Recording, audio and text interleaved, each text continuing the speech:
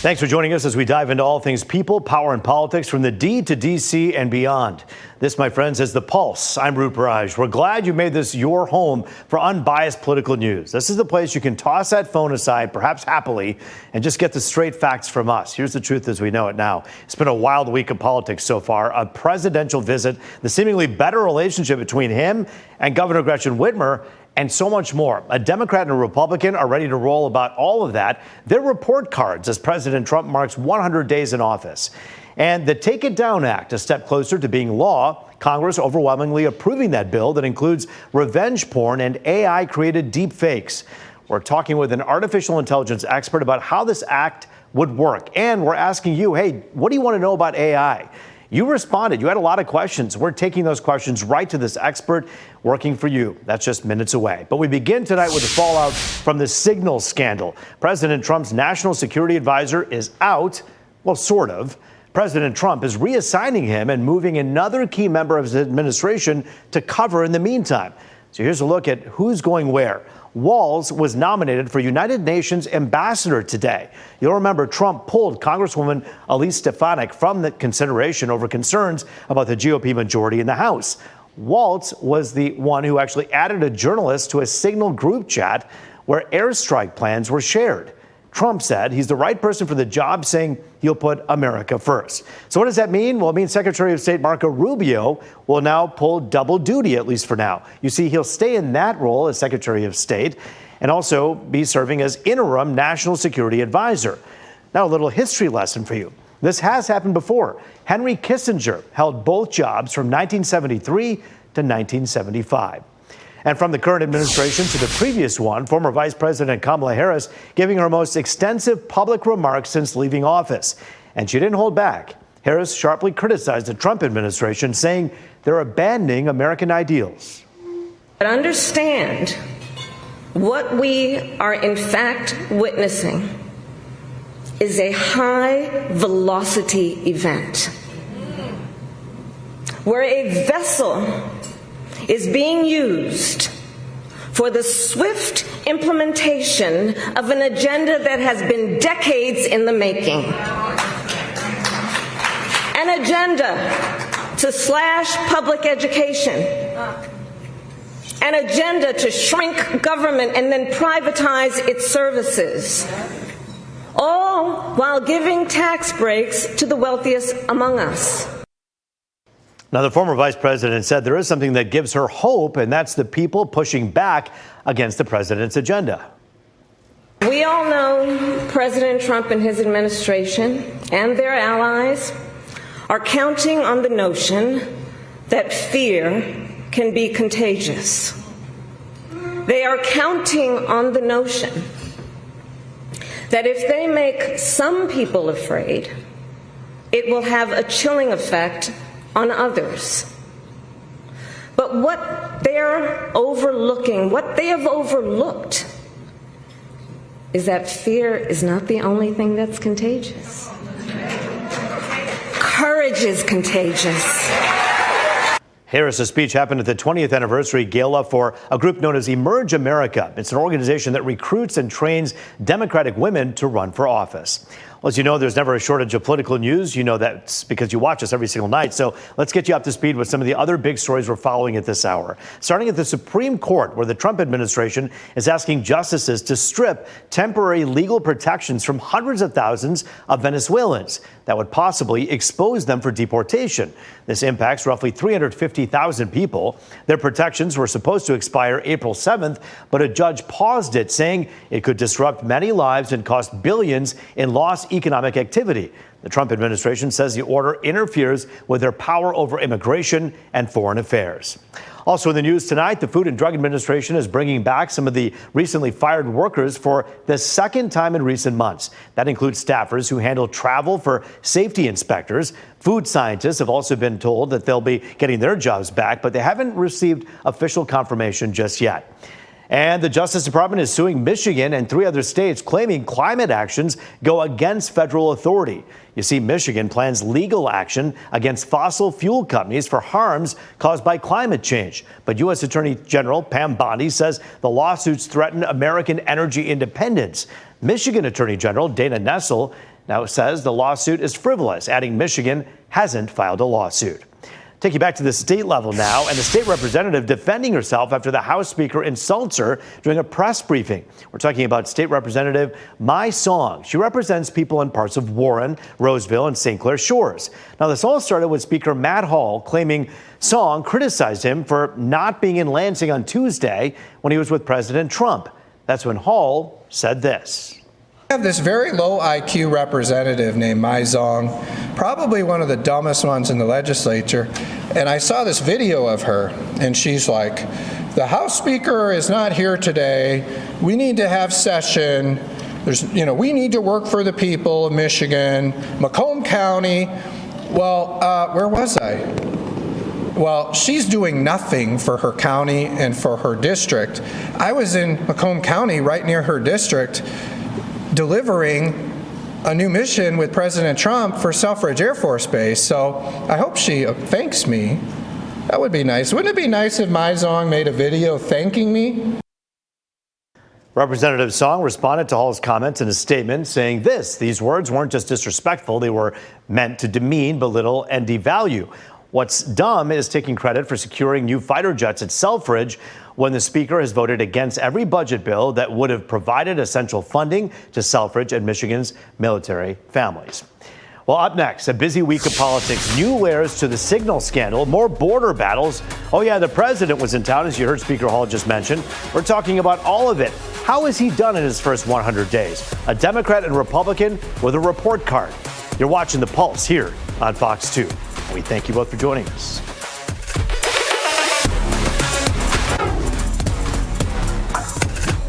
Back now on The Pulse, looking at all things people, power, and politics. Joining us now to talk about the hectic week that was Democratic State Rep Jason Morgan and former Republican State Representative Terrence Bukowski. Good to see you both. Thanks for joining us here on The Pulse. This is 100 days in office for this president and 143 executive orders. 1/3 of them met with legal challenges, right? So you're talking about like roughly 42 of them that are being pushed back. 120 lawsuits challenging the legality of some of them as well. What would you grade this president? Terrence Bukowski, we'll begin with you. Oh, well, you know what I'm going to say, Roop. You know he's an he's an A plus in my book. If we didn't have all these challenges, just think how much further ahead we would be. We're talking about $8 trillion is coming in the first 100 days. I don't think Biden did $1 trillion in 4 years. The border is 99.9% closed down, which means the drugs, the fentanyl that you know I'm involved with that are killing our kids. What Fentanyl Fathers is stopping. The Laken Riley Act. I mean, there's just so many things that he's done over and over and over. I don't think I hate to say it, but I don't think anybody, Democrat or Republicans, can give him anything but an A+. The challenges that are there, I think, are ridiculous. They're being done by mainly the Democrats. And they're going to fail, and we're going to make America great again. Well, here's the thing, though, Terrence. I understand what you're saying. You're saying, I can't believe anyone would argue against this pushback.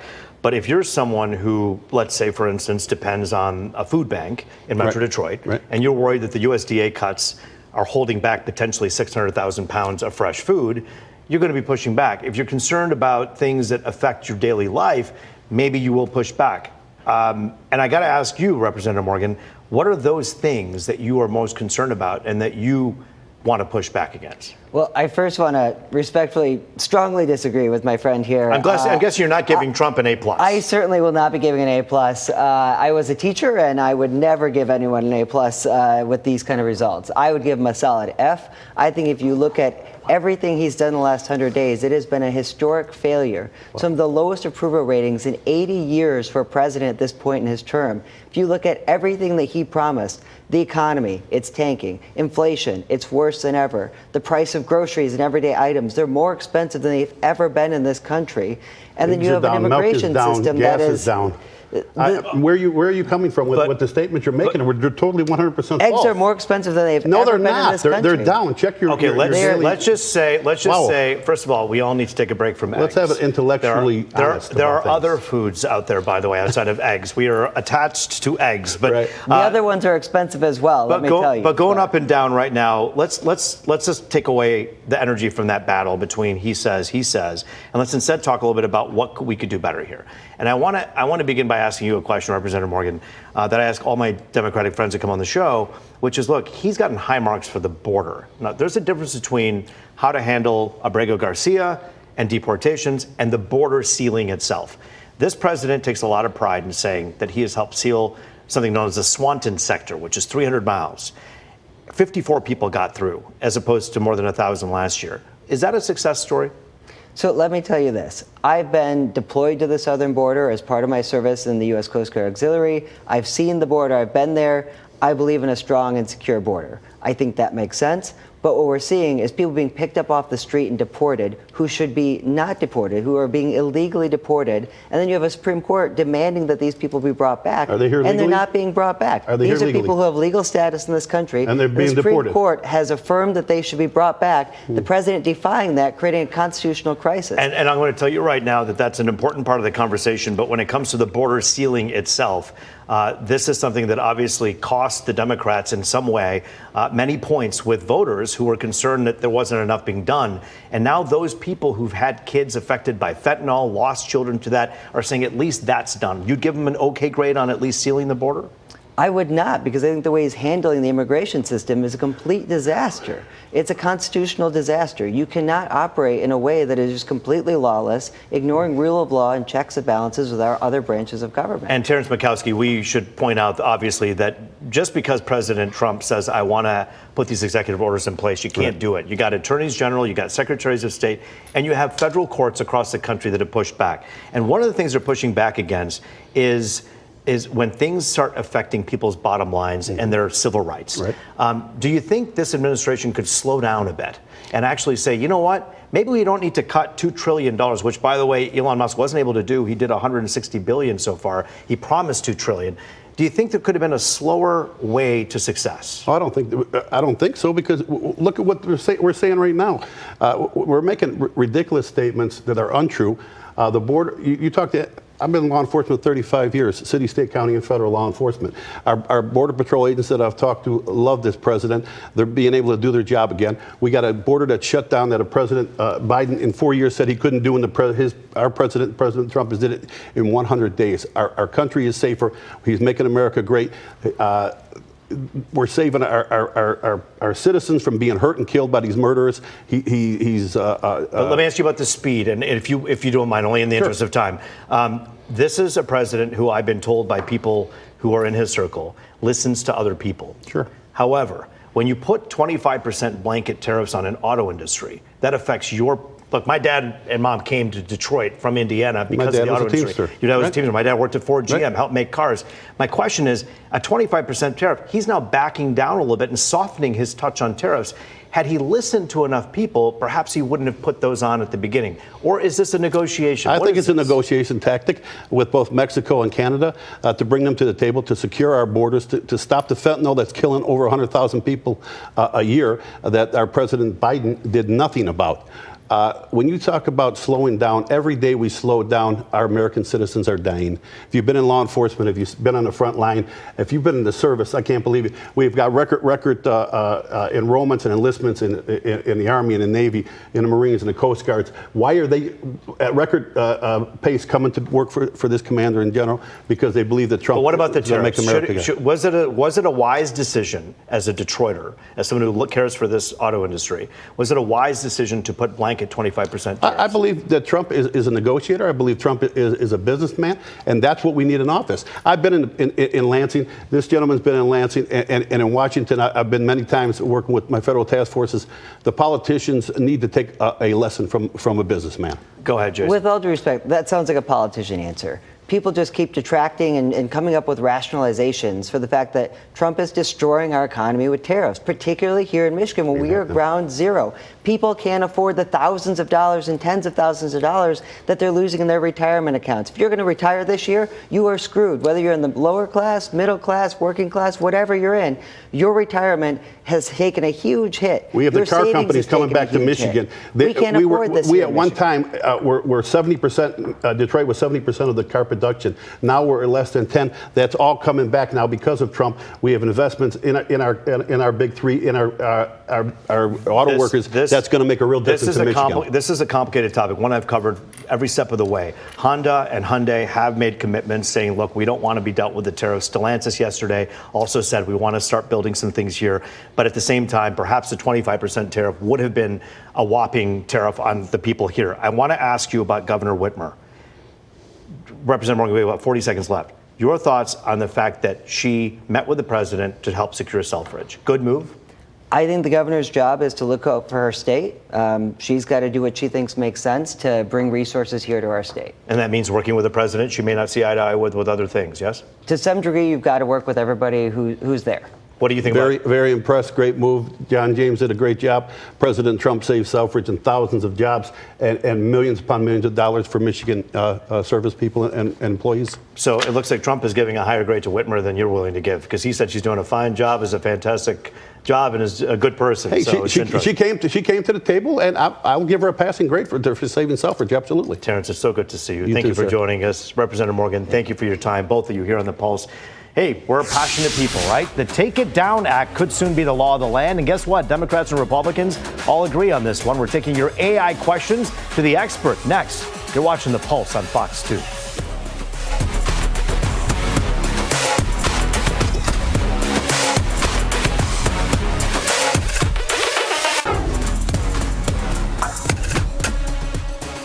It is People, Power, and Politics. Welcome back to Detroit's only nightly political talk show, The Pulse. Joining us now to talk about the Take It Down Act and answering your questions about all things AI, Awcom CEO Brent Yaxon. Brent, it's so good to see you. Thanks for joining us here. Thanks for having me, Roop. Okay, so this is an important one. So many people out there, young people and people who are older, concerned about what happens if somebody decides to take your image and use it in the internet in some pornographic way or in an inappropriate way and hurt people. First of all, how big of a problem is this? Well, it's a growing problem. So when you look at things, historically we called it like deep fakes, where they took somebody's likeness and made an image out of it. That accounts for about 90 to 95% of the deep fakes are pornographic or inappropriate or some illicit material. And it's growing, and it's getting outside of just what we saw in celebrities years ago. Now it's hitting younger people in high schools, and unfortunately it's targeting more females than males. So it's becoming quite a bit of a problem. And it can really hurt. And when we say hurt, it can rip apart someone's childhood. It can take away their feeling of having any agency at all and their freedoms, and it's hurt a lot of people. And so Melania Trump, the First Lady, Ted Cruz, Republicans, so many people on board with this. They passed legislation, and they're talking about the Take It Down. Talk about what that does. Yeah, so the Take It Down Act does a couple of very important things. First of all, it is some type of federal regulation in place now. We didn't have anything before that. We had 49 states, including the District of Columbia, that came out and said, we're going to do something. Sure.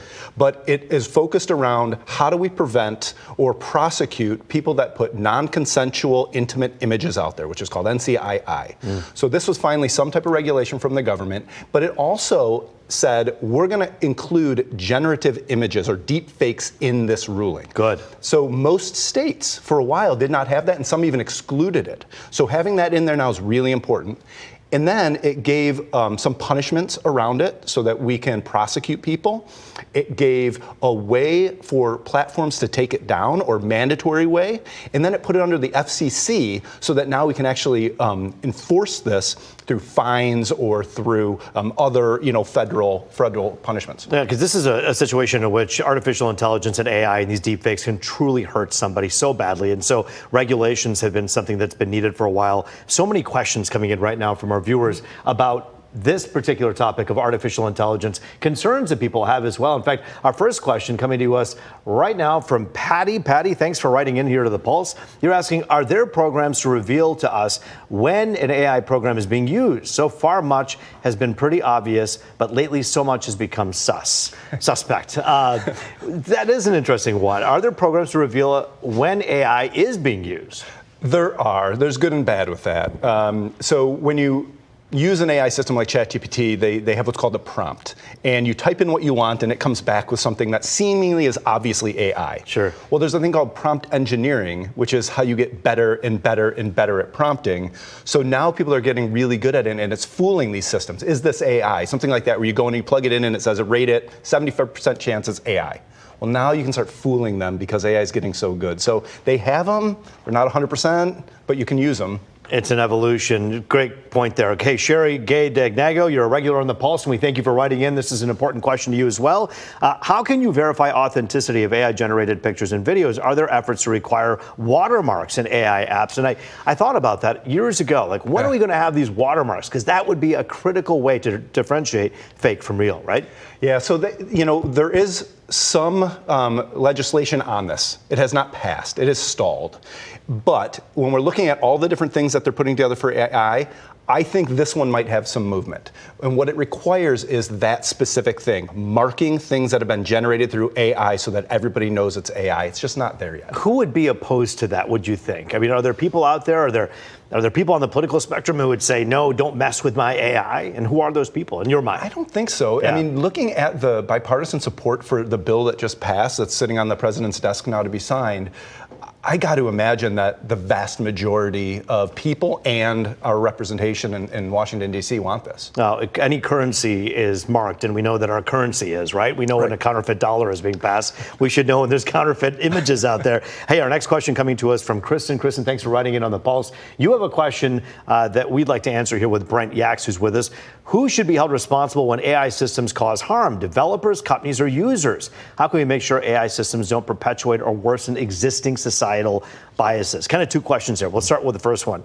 Who should be held responsible? This legislation today kind of starts beginning that precedence, right? So it does in the case where there's illicit material or something that's illegal, right? It does set this, the company can be held responsible if they don't pull it down, and an individual who posts it or threatens can be held accountable for doing that. But when we're talking about, think about Tesla, what happens if an auto-driving car runs into something? Who's responsible? Is it the software? Is it the car? Is it Tesla? Is it the person? That still hasn't been answered. And that's really where the gray area is now, and that's what's difficult, is we have to figure these things out. And generally what it means is something's going to go to court, and the judges are going to say, okay, now we're going to make a determination here, and this is who's going to be responsible. We just don't know that yet. This is so interesting. It's developing. It's literally like in real time. We're figuring this out as we go. The next question comes from Susan. She's asking, and thank you for your question, Susan, here on the Pulse, putting it on the big board for everyone to see. Outside of the obvious concerns with students using this to plagiarize or produce their writings, how can we use it positively in a school environment? And then she goes on to say not only concerns for high school, which I easily caught students, I think she's a teacher, but as a college professor going forward, how can we use it to our advantage? Let's talk about the good AI. Yes, so it is a great vehicle to explore creativity. So, for me, I use it. I do a lot of writing, and sometimes I'm staring at a blank piece of paper and I don't know what to do with it yet. Sure, and it's hard to get through that blank paper. And this is a great way to generate ideas and concepts. Now, we're always going to have to fight what's being used as a homework and turned in without any actual student work. But I do think it's a great vehicle to just allow people's creativity to be unlocked and have fun with education and really dig deep on certain topics. I'm all for the watermarks. If you're going to do some imaging, watermark it. I saw one the other day. It was kind of crazy. They showed what Pope Francis would be doing in heaven, meeting all these other people who passed. And he's meeting Pope John Paul, and it kind of felt blasphemous, and it kind of felt weird. And I thought to myself, there needs to be a little more regulation in this. Well, we'll see. Yeah, there's not many bounds on it yet. It's all over. It's a work in progress. Yeah. Brent Yax, we thank you for your time here on the Pulse. It's always great to see you here. Come back again soon. That is the Pulse for tonight. Thanks so much for joining us. I'm Roop Raj. As always, we'll see you back here tomorrow night.